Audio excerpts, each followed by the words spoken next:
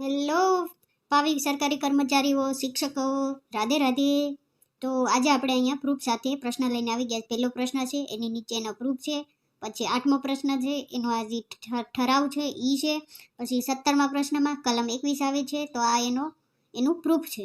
બરાબર, જોજો તમે કે ધોરણ 11માં છે, પ્રથમ આવૃત્તિની બધું લખેલું જ છે, તમે જોઈ શકો છો. પ્રૂફનું નીચે છે ઈ. તો બધાને વાંધા અરજી કરી દેવાની છે. પોર્ટલ ખુલી ગયું છે આજે, કાલે સાંજ લગી તો નહોતું ખુલતું, આપણે નંબર નાખતા હતા તોય, પણ અત્યારે થવા માંડી છે. તો નમ્ર અપીલ છે કે વાંધા અરજી કરી દેજો. અહીંયા પ્રૂફ આપેલા જ છે.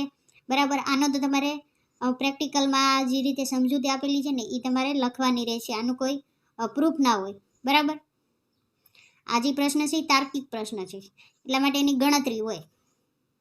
તો તમારે આ રીતની એમાં ગણતરી લખવાની થશે હો.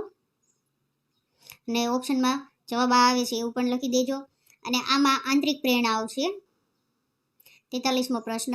એના માટે આપણે અહીંયા પ્રૂફ મૂકેલું છે મનોવિજ્ઞાનનો અભિપ્રેરણાવાળું. જુઓ, ભારત સરકારનું મૂકેલું છે. કોનું મૂકેલું છે? શિક્ષણ મંત્રાલય ભારત સરકારનું હિન્દીમાં પ્રૂફ મૂકેલું છે. તો તમે નીચે સ્ક્રોલ કરો એટલે તમને દેખાશે. જુઓ, આંતરિક પ્રેરણા આવે. આમાં સીધી પ્રેરણા ક્યારે આવે? તો કે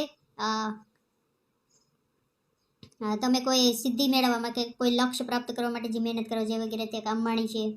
બરાબર, પછી મને ઉદાહરણ અત્યારે યાદ નથી આવતા મિત્રો, એટલે નથી આપતી. બરાબર, આમાં અલ્પ બુદ્ધિ આવશે. કેવું આવશે? અલ્પ બુદ્ધિ. તો ધોરણ 12ની મનોવિજ્ઞાનમાં એનું પ્રૂફ આપણે નિમ્ન સરેરાશ બુદ્ધિ જોવા મળે છે. જો અલ્પ બુદ્ધિ તો કે આવતું જ નથી, નિમ્ન સરેરાશ આવે છે, પણ આપણને મંદ બુદ્ધિ જે આપ્યું છે ને એનું મળે છે પ્રૂફ.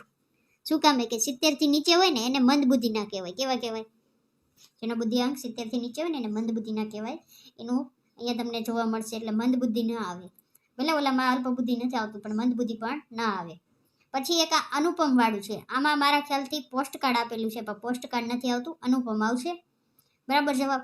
જો મારી કોઈ ભૂલ ન થતી હોય તો આ પ્રશ્ન લગભગ કોઈ આપેલો નથી પ્રૂફ સાથે. આપણે અહીં આપી છીએ. ગુજરાતી ધોરણ 10માં છે, એ તમે જોઈ લેજો.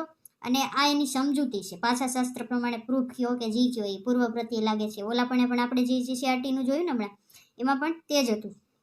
બરાબર, આ 71મો પ્રશ્ન લગભગ કોઈ પ્રૂફ નથી આપ્યું, ને આપણે જેમીની પાસે લખાવ્યું છે. બરાબર, આ જે લખવાનું છે ને તમારે જે વાંધા અરજી કરો ને ત્યારે આ રીતનું લખજો ટાઈપિંગ કરી. બરાબર, પ્રૂફ તો દેજો જ, ઓલા પણ છે જ અનુપવાળું, પણ આ રીતનું લખજો અને પછી કહેજો કે માત્ર વિશેષણના કારણે આ જવાબ આવે છે. જુઓ, બે રીતે એનો જવાબ તમને મળશે. અને આમાં ઘણા કહેતા માત્રા સૂચક, તો કે નહીં આવે, કારણ અહીંયા વિશેષણ આપેલું છે. ક્રિયા વિશેષણ નથી. શરમાવું એ ક્રિયા છે. બરાબર, તો કે અહીંયા ક્રિયા વિશેષણ આપવું જોઈએ. જે ઘણા ગુજરાતી બુકનું જે પ્રૂફ મોકલ્યું છે, પણ એમાં ક્રિયા વિશેષણ આપેલું છે, અહીંયા ખાલી વિશેષણ છે. બરાબર, એટલે એ બે જવાબ આવશે. એમાં બે ઓપ્શન સરખા. અને આનું પ્રૂફ આપણને મળી ગયું છે ઇંગ્લિશ ધોરણ 9માં. બરાબર, પાના નંબર 79 ઉપર છે. ફોગ એટલે ધુમ્મસ થાય, ફોર નો થાય. એક ટાઈપિંગ મિસ્ટેક છે, આરની જગ્યાએ જી લખવાના, તો એટલે આમાં તમને ગ્રેસિંગ મળશે. પહેલો પ્રશ્ન તો એમાં પણ ગ્રેસિંગ